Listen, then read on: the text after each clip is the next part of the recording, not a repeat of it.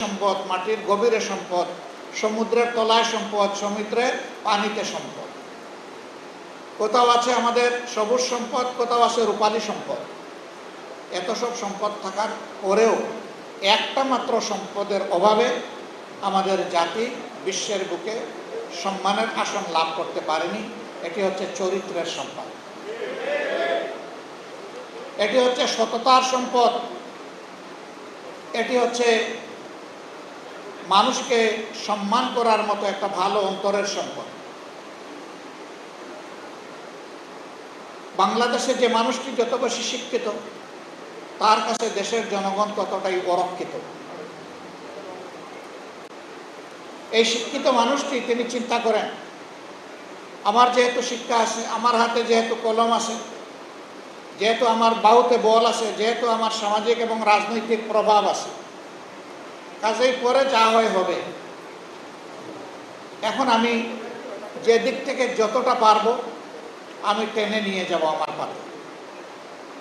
এটা হারাম না হালাল এটা তার বিবেচ্য বিষয় নয়।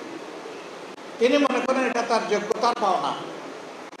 কিন্তু ঠিক এই মানুষটাই যদি অন্যভাবে চিন্তা করতেন যে আমার পড়ালেখা করে এই পর্যায়ে আসতে শুধু কি আমার মেধা আর আমার মা বাপের টাকা আমাকে এখানে নিয়ে এসেছে, নাকি আরো কিছু আছে?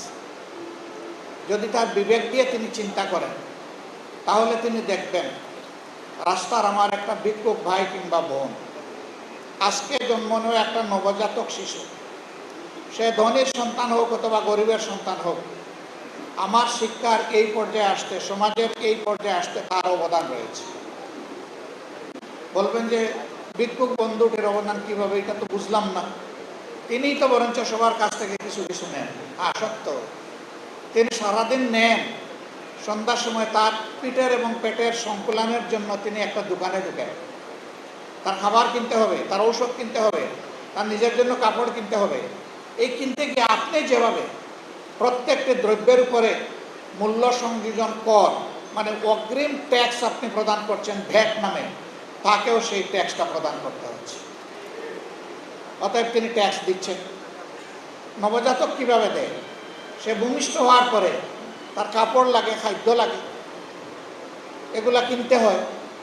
যখনই তার অভিভাবক কিনতে যাবে তখনও তাকে ভ্যাট দিতে হয়। আরেকভাবে অবদান আছে। রাষ্ট্রের প্রত্যেকটি উন্নয়নের পিছনে ফান্ড দুই জায়গা থেকে আসে। একটা দেশের বুকে অর্জিত সম্পদ অথবা ট্যাক্স থেকে, আর একটা আসে বৈদেশিক ঋণ থেকে। তো ট্যাক্সে তো আমি আছি, ঋণেও কিন্তু আমি আছি। ওই শিশু যে আজকে জন্ম নিয়েছে, আমার রাস্তায় বসে থাকা ওই বোন বা ভাই যে ভিক্ষা করে, তার উপরেও কিন্তু ঋণের বোঝা আপনার আমার মতো সমান তালে বর্তায়। তখন এই শিক্ষিত মানুষটা যদি চিন্তা করত, এই তাদের টাকাই তো আমি যে পাঠশালায় লেখাপড়া করেছি, ওখানকার ইট, নুড়ি, পাথর, বালি, রড, সিমেন্ট, মিস্ত্রির হাত, পরিকল্পনা, সব কিছুতে তাদের হাত আছে, তাদের অংশ আছে। সুতরাং আমি শুধু আমার মা বাবার কাছে ঋণী নই, আমি সারা দেশের মানুষের কাছে ঋণী। আল্লাহ মেধার এই নিয়ামত আমাকে এনায়েত করেছেন, এখন আমার দায়িত্ব মানুষের ঋণ পরিশোধ করা। বিপ্লব প্রথমে মগজে আসতে হয়, পরিবর্তন প্রথমে নিজের চরিত্রে আনতে হয়। এই দুই জায়গায় যদি